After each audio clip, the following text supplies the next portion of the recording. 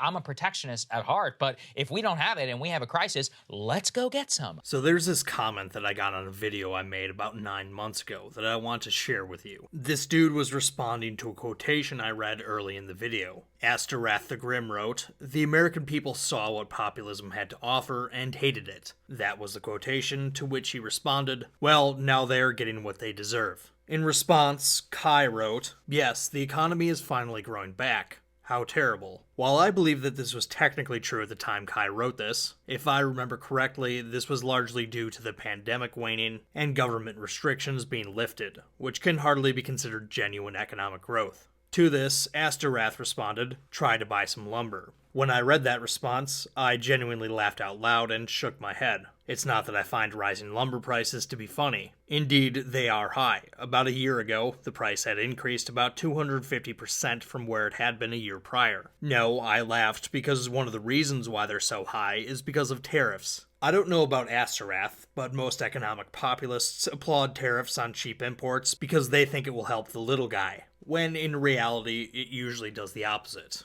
You see, back during the Trump administration, in order to stick it to those scheming Chinese who were ripping us off, Mr. Trump decided to put import duties on Canadian lumber. To his credit, Trump eventually abandoned this. Unfortunately, the Biden administration eventually picked them back up. As Reason.com reported, Trump approved the lumber tariff hike in 2017, but his administration cut those duties in late 2020 amid concerns about the rising price of lumber. Almost exactly a year ago, the Commerce Department announced that it was taking the first step toward hiking so-called anti-dumping tariffs on Canadian lumber from an average rate of 8.99% in 2018 to 18.32% for 2019, meaning the tariffs would be retroactively applied to importers who purchase them. Obviously, this is only one factor in the price of lumber. Many of the other variables are beyond the president's control, but this one really is controlled by the president, and as far as that goes, this is a terrible move by Joe Biden. I always get a kick out of someone getting their proposed policy solutions implemented, only for them to have the exact opposite effects they had hoped, and watching them look for scapegoats. The memes practically write themselves. Of course, if you don't buy anything that has wood as a major input, like, furniture, housing, or paper, the sort of stuff that elites really only use, you will be relatively unaffected. Speaking of economic populism, I want to talk about one of the most prominent populists on this platform, Saagar Enjeti of Breaking Points. As you may have heard, we here in the United States are currently experiencing a shortage of baby formula. I don't really know how babies work, but apparently some infants need some specialty formula, and breastfeeding really isn't an option for some mothers, so needless to say, a shortage of this particular product is a really bad thing. How did Saagar respond to this? Well, you may be surprised to find out, he actually went against his priors. There's already an existing market here for European baby formula. Now, look, I'm a protectionist at heart, but if we don't have it and we have a crisis, let's go get some. I mean, these are not hard things to do. It's a rare thing these days to see someone not given to confirmation bias, so credit to him for that. It's just not that easy to acknowledge that there may be times when your worldview falls short. Also, I'm glad to see anyone, even someone who I usually disagree with, come more in my direction. I'll always give someone credit for that. The problem is, the sort of policies that Saagar regularly calls for were a key contributing factor to this crisis. The amazing thing about baby formula is that almost 98% of it consumed domestically was produced domestically. This makes the shortage all the more strange. You see, I was told by economic nationalists that producing essentials within our own borders was a key to both our sovereignty and our security. How can you even declare yourself a sovereign nation if you can't, on a dime, close your borders and be self-sufficient? Yet here we are, with almost all of our baby formula made in-house, and we're the only industrialized nation in the world with bare shelves. In fact, it's so bad that we're currently using our military to bring in pallets of formula from other countries, like we're some third world backwater accepting foreign aid after some horrific natural disaster. If you're fine with this, but opposed to putting foreign-made formula on ships to be sold at retailers like Amazon and Walmart, I would love to know exactly what your line of reasoning is. But back to how we got here. It's worth noting that the baby formula industry has been affected by the same pandemic-related forces that have impacted other industries. As the Wall Street Journal reported back in January, retailers are struggling to predict demand at individual locations, as many Americans have relocated and are spending long periods away from home during the pandemic. Meanwhile, manufacturers are struggling with staffing and shortages of ingredients and packaging materials. The big formula brands sold in the US are largely produced in domestic facilities, though raw materials and packaging may include sourcing from other countries. Supply chain issues by the pandemic have disrupted the flow of everything from Nike sneakers to Ford pickup trucks. In other words, this industry was having issues well before recent events. When Abbott, one of the largest producers of baby formula in the United States, had to issue a recall of much of their product due to unsanitary conditions at their largest facility back in February, things only got worse.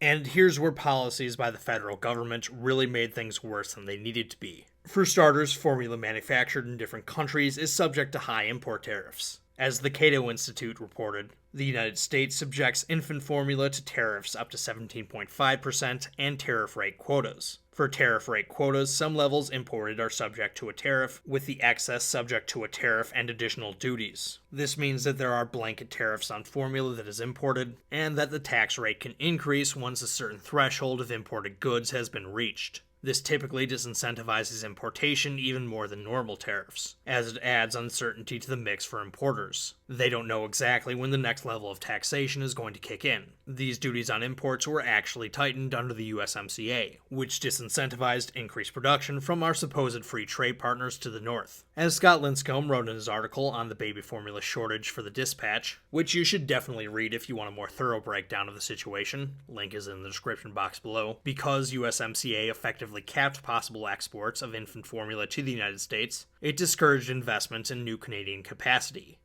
that we sure could use right now. Unfortunately, it's not just tariffs keeping foreign formula off the shelves. If that was the case, then we'd see higher prices, but not necessarily shortages. That would certainly be preferable to the situation we find ourselves in now. As Linscomb explains, the United States also imposes significant non-tariff barriers on all imports of infant formula. Most notable are strict FDA labeling and nutritional standards that any formula producer wishing to sell here must meet. Aspiring manufacturers also must register with the agency at least 90 days in advance and undergo an initial FDA inspection and then annual inspections thereafter. And the FDA maintains a long red list of non-compliant products that are subject to immediate detention upon arriving on our shores. As a result, the FDA routinely issues notices that it has seized illegal, for example, improperly labeled infant formula, overseas. Apparently, there is a black market for baby formula made in the European Union that is popular amongst Instagram mom influencers, which is ridiculous and hilarious. I'm also amused by the idea of FDA agents showing off massive seizures of baby formula to the press, the same way DEA agents would after a huge drug bust, all because formula doesn't have the right labels on it.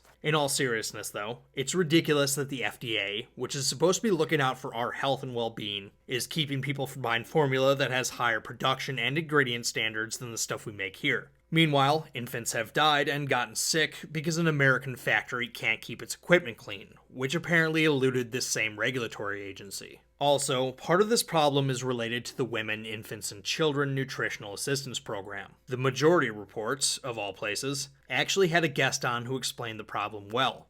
The WIC program, and each state has its own state-based WIC program, they contract with one manufacturer to supply infant formula to the program at a discount. That formula then gets passed on for free through vouchers to poor families. In exchange for getting this discount, the WIC program promises these manufacturers market exclusivity. So if you are in the state of Michigan, you can, and you are a poor mother, you can buy one brand of formula through the WIC program and get it for free, but only one brand. No other brand is eligible for WIC. And what this does is it completely distorts the market in every state. So what we know is about half of all formula is bought through the WIC program. So if you're going to a store in the state of Michigan, half of the families can only buy one thing on the shelf in that store when it comes to formula. The rest of the competition, what little there is in this market, is less interested in going on the shelf in a state like Michigan. I'm only using Michigan. I don't know why I'm using Michigan, but they're less likely to go on the shelf because they know that half the people can't buy their product.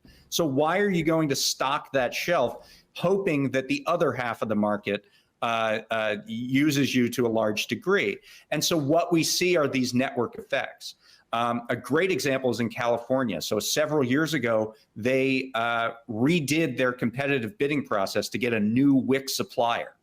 And what happened was that prior to that competitive bidding process, about 80% or 90% of all the wick sold in California went to the company of all formula in California went to the company that was the wick supplier, and about 5% went to everybody else. And as soon as that wick supplier changed, it completely flipped, so that the new wick supplier now sold 90% of the market, and the old wick supplier now sold about 5% of the market. So there are these effects that create what amounts to 50 state monopolies. And Abbott has the wick contract for 34 states and the District of Columbia. That was David Dan, the executive editor of the American Prospect. Of course, the majority reports titled the video "Supply Chain Failures Exposes Cracks in Capitalism," because state governments negotiating exclusive contracts with producers is definitely what I think of when I think of capitalism. This just goes to show that so much of our debate revolves around the definition of words. But back to Saagar Enjeti. Here's a guy who has characterized the GOP as embracing free market fundamentalism, and that the party, or even the country, is being run by libertarians. Does this look like a system that libertarians would construct?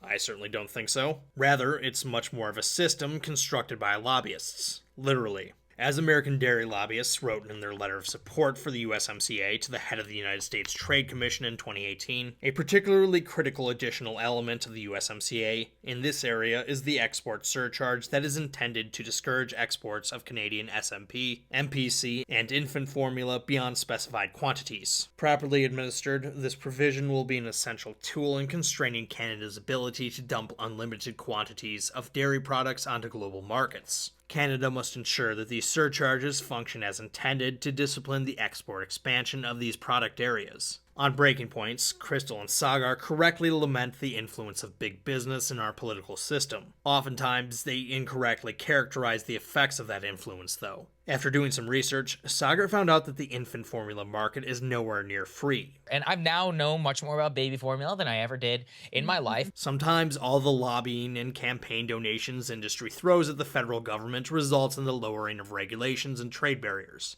More often than not, though, it ends up looking like this, or a lesser version. The baby formula market is admittedly an extreme example. The bottom line is, when it comes to international trade, libertarians and free market types typically don't get their way. Finally, I want to close on this. How do we achieve resiliency in our economy? Over the course of the pandemic, people like me who are in favor of global capitalism have gotten a lot of flack because our global supply chains have shown some fragility. There's definitely something to that. I would argue that a lot of it is over-reliance on China, but it's a criticism that people like me have to answer. I would argue that even with all of its flaws, global capitalism is preferable to its alternatives. To quote Lincecum one more time, the infant formula situation is an unfortunate reminder that the trendy economic nationalist policies proposed to make America more resilient, tariffs, localization mandates, government contracts, etc., can actually make us weaker by discouraging global capacity, supplier diversity, and system-wide flexibility. As I've said a million times now, reshoring supply chains might insulate us from external supply and demand shocks,